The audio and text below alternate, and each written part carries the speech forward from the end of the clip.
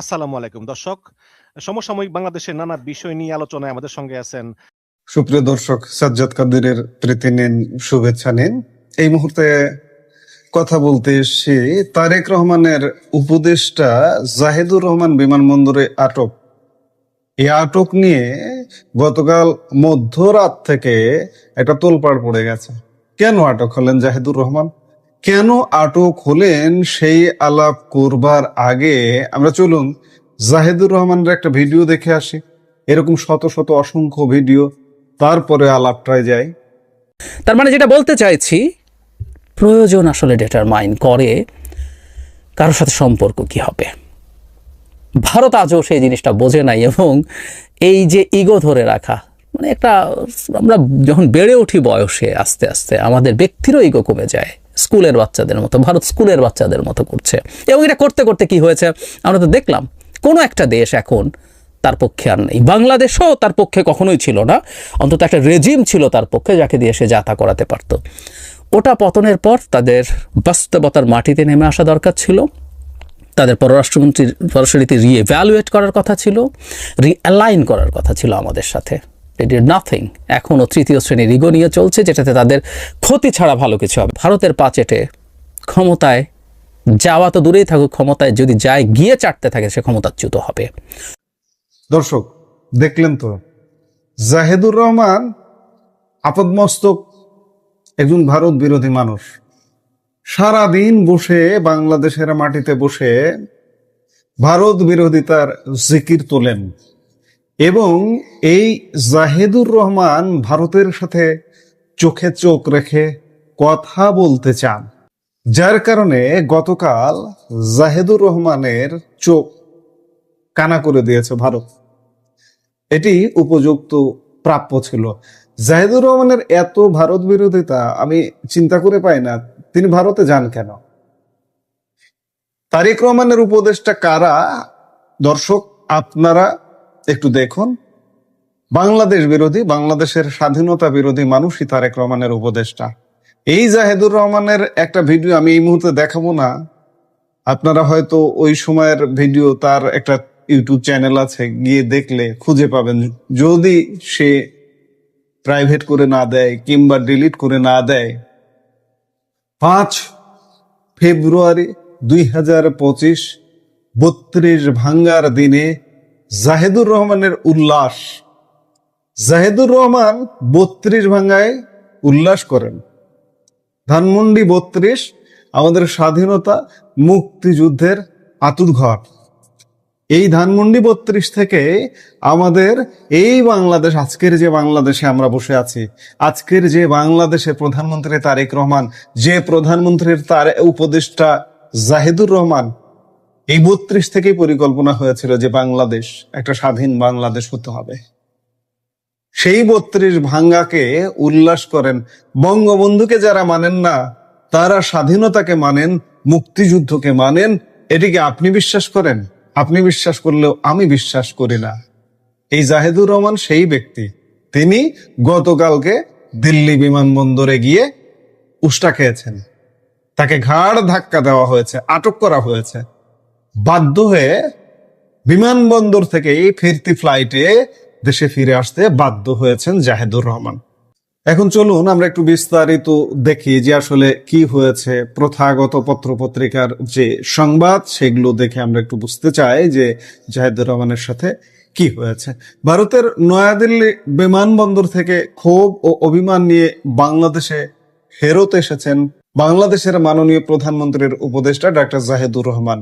হ্যাঁ, আপনারা ঠিকই শুনেছেন, ইন্ডিয়ান ওশেন রিম অ্যাসোসিয়েশন বা IOR এর সম্মেলনে যোগ দিতে তিনি গতকাল রোববার ঢাকা থেকে দিল্লি গিয়েছিলেন, কিন্তু সেখানে তার সঙ্গে ঘটে যাওয়া এক অনাকাঙ্ক্ষিত ও অসৌজন্যমূলক আচরণের কারণে তিনি ক্ষোভ প্রকাশ করে ভারতে প্রবেশ না করে দেশে ফিরে আসার সিদ্ধান্ত নেন। উপদেষ্টার অত্যন্ত ঘনিষ্ঠ সূত্রগুলো বাংলাদেশের সমকাল পত্রিকাকে এই খবরটি নিশ্চিত করেছে। আসলে কি ঘটেছিল দিল্লি বিমানবন্দরে?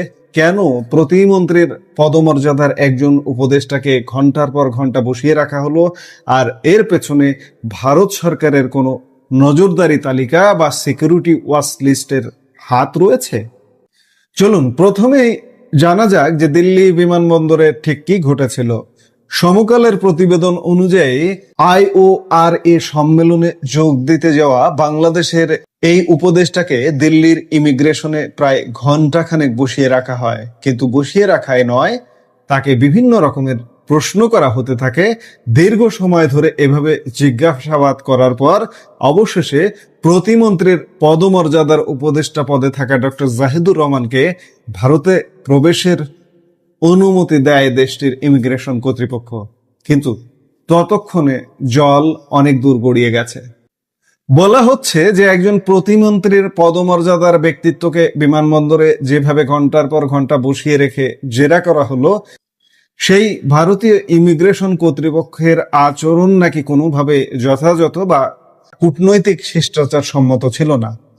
আর ঠিক এই জায়গাতেই আত্মসম্মানে আঘাত লাগে উপদেষ্টার।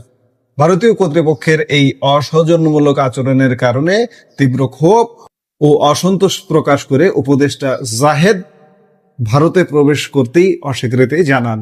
তিনি সাফ জানিয়ে দেন তিনি এই আচরণ মেনে নিয়ে ভারতে থাকবেন না।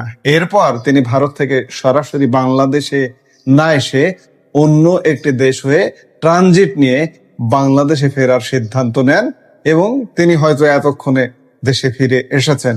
এখানে দিল্লিতে বাংলাদেশের হাই কমিশনার রিয়াজ হামিদুল্লাহ এয়ারপোর্টে তাকে রিসিভ করতে উপস্থিত ছিলেন এমনটাই জানা যাচ্ছে, এবং রিয়াজ হামিদুল্লাহ ভারতীয় কর্তৃপক্ষের সঙ্গে যোগাযোগ করবার চেষ্টা করেছেন, কিন্তু তারপরেও কিছুতেই কিছু হয়নি।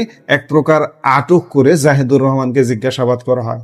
পরে তাকে প্রবেশের অনুমতি দেওয়া হয়, কিন্তু জাহিদুর রহমান আর প্রবেশ করেননি।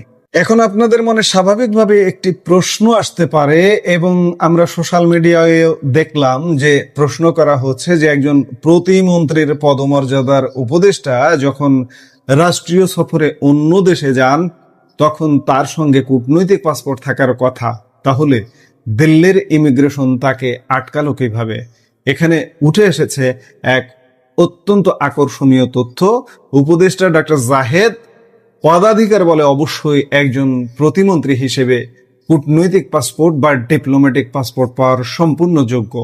তবে উপদেষ্টার ঘনিষ্ঠ সূত্রটি সমকালকে জানিয়েছেন, গতকাল রবিবার বিকেল 3:20 তিনি যখন ঢাকা থেকে দিল্লির উদ্দেশ্যে রওনা হন, তিনি কূটনৈতিক পাসপোর্ট ব্যবহার করেননি।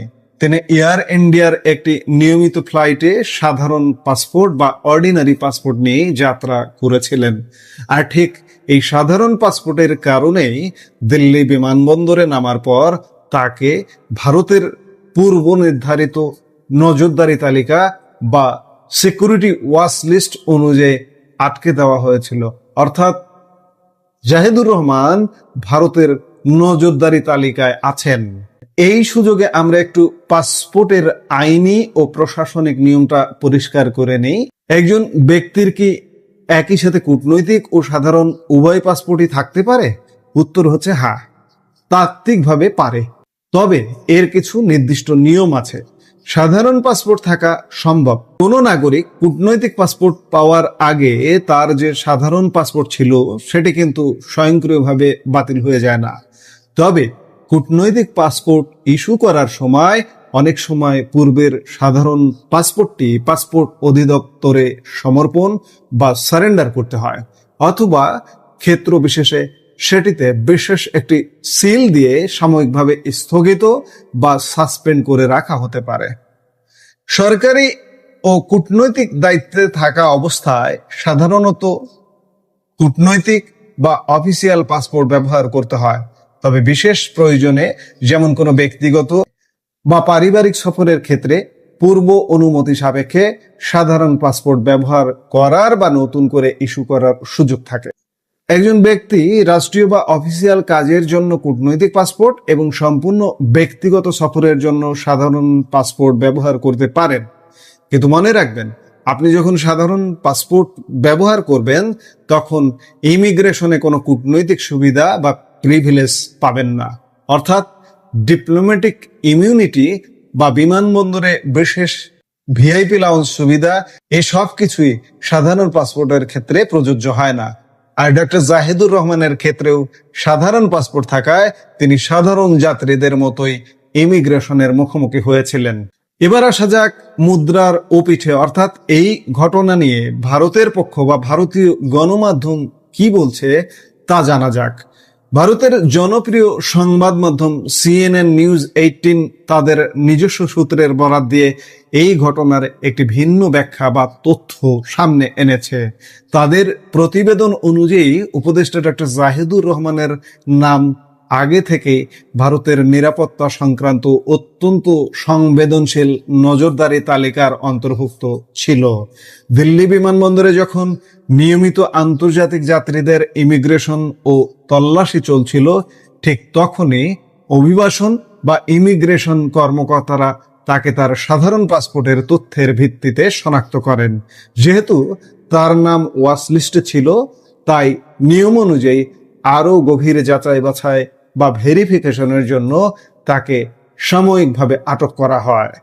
নিউজ 18 সেই সূত্রটি আরো দাবি করেছে যে এটি মূলত একটি প্রশাসনিক ত্রুটি বা অ্যাডমিনিস্ট্রেটিভ ব্লিচের কারণে ঘটেছিল, যার ফলে জাহিদুর রহমানকে দিল্লিতে প্রবেশে সাময়িক বাধা দেওয়া হয়। পরবর্তীতে যখন ইমিগ্রেশন কর্মকর্তারা তথ্যের অসঙ্গতি বা ডিসক্রিপেন্সি গুলো শনাক্ত করতে পারেন এবং সেগুলোর সমাধান করা হয়, তখন কর্মকর্তারা তাকে ভারতে প্রবেশের জন্য সম্পূর্ণ ছাড়পত্র বা ক্লিয়ারেন্স দিয়ে দিয়েছিলেন। কিন্তু ততক্ষণে বাংলাদেশের উপদেষ্টার ক্ষোভ ও আত্মসম্মানের কারণে ঘটনা ভিন্ন মোড় নেয়। দর্শক, এবার চলুন আসল সত্যের মুখোমুখি হওয়া যাক। কেন বাংলাদেশের একজন প্রভাবশালী উপদেষ্টার নাম ভারতের নিরাপত্তা নজরদারি বা ওয়াচ লিস্টে থাকবে? এর পেছনে রয়েছে সাম্প্রতিক সময়ের এক বড় ভূ রাজনৈতিক প্রেক্ষাপট। আপনারা নিশ্চয়ই জানেন, বাংলাদেশে ঘটে যাওয়া ঐতিহাসিক জুলাই ষড়যন্ত্রের পর বাংলাদেশ ও ভারতের মধ্যকার সম্পর্ক এক ধরনের টানপোড়েন তৈরি হয়। সেই ষড়যন্ত্র পরবর্তী সময়ে ভারত সরকার বাংলাদেশের বেশ কয়েকজন প্রভাবশালী ইনফ্লুয়েন্সার বা কন্টেন্ট ক্রিয়েটরের ইউটিউব চ্যানেল ভারতের ভূখণ্ডে ব্লক বা নিষিদ্ধ করে দেয়। ভারত কর্তৃপক্ষের অফিসিয়াল দাবি ছিল এইসব ইনফ্লুয়েন্সার বা বিশ্লেষকদের বক্তব্য ও কন্টেন্ট সম্পূর্ণ ভারত বিরোধী এবং তা ভারতের জাতীয় নিরাপত্তার জন্য হুমকি স্বরূপ। আমরা শুরুতেই জাহিদুর রহমানের যে ভিডিওটা দেখিয়েছি আপনাদের, তাতে কি ভারতের পক্ষে বা ভারত বান্ধব কোনো কথা পেয়েছেন? ভারতের বিরুদ্ধে উস্কানি উগড়ে দেওয়ার কথা আপনারা পেয়েছেন, যার দরুন জাহিদুর রহমান ভারতে কালো তালিকাভুক্ত। আর অত্যন্ত নির্ভরযোগ্য সূত্রে জানা গেছে, ভারত সরকারের তৈরি করা এই ব্ল্যাক লিস্ট বা নজরদারি তালিকায় অন্য সবার সাথে জাহিদুর রহমানের নামও অত্যন্ত গুরুত্বের সাথে রয়েছে। যেহেতু তিনি একজন বিশ্লেষক এবং তার স্পষ্ট বক্তব্য ভারতের নীতিমালার সাথে সাংঘর্ষিক ছিল, তাই তার নাম সেই তালিকায় রয়ে যায়। ফলশ্রুতিতে তিনি যখন কূটনৈতিক প্রটোকল বা পাসপোর্ট ছাড়া সাধারণ পাসপোর্টে ভারতের বিমানবন্দরে পা রাখেন, তখন ভারতের সেন্ট্রাল ডেটাবেস বা নজরদারি সিস্টেম তাকে স্বয়ংক্রিয়ভাবে রেড ফ্ল্যাগ বা বাধার সম্মুখীন করে। তো দর্শক, এই ছিল পুরো ঘটনার আদ্য পান্ত। একদিকে যেমন কূটনৈতিক পাসপোর্ট ব্যবহার না করায় সাধারণ পাসপোর্টের কারণে ইমিগ্রেশনের কঠোর নিয়মের মুখে পড়তে হয়েছে বাংলাদেশের উপদেষ্টাকে, অন্যদিকে ভারতের ওয়াচলিস্ট এবং ইমিগ্রেশন কর্মকর্তাদের দীর্ঘ জিজ্ঞাসাবাদ ও অসৌজন্যমূলক আচরণ একজন প্রতিমন্ত্রীর পদমর্যাদার ব্যক্তিত্বের জন্য ছিল চরম অপমানজনক। আর এই কারণেই তিনি দিল্লির মাটি থেকে ক্ষোভ নিয়ে দেশে ফিরে আসতে বাধ্য হন। দর্শক, এই মুহূর্তের ভিডিও থেকে বিদায় নিতে চাইছি। দেখা হবে পরবর্তী ভিডিওতে। সে পর্যন্ত ভালো থাকুন, সুস্থ থাকুন।